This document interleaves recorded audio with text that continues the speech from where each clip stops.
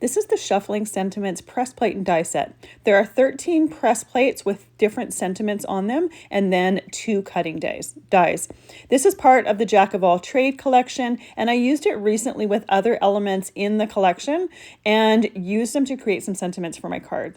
I wanted to create 3 different sentiments that had 3 different ink colors, so I placed them all on my Better Press base using the different inks to ink them, making sure that the one in the center was one that used a Better Press ink, so it was a smaller ink pad and I had the room to ink the rest of them with my larger ink pads.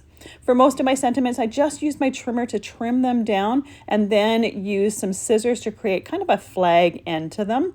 You can also use the coordinating die set, and I use that with my next card. The coordinating die set creates kind of a flag look to it. Anytime I'm using a coordinating die set, I do like to tape it in place, and I'm using some Best Ever Craft tape here. Washi tape would work as well, and just different die tapes would work.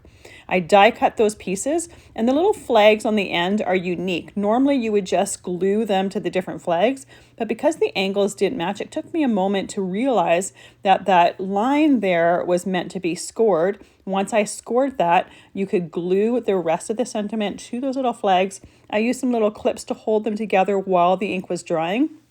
But the bonus of this is when you go to put it to your card, unless you glue the entire thing flat, that center part of that sentiment raises up a little bit and pops up. My third one, I just used my trimmer and my scissors and created it similar to the first one. But I love all the different sentiments in this set. It lets you get really creative with some different cards with unique sentiments.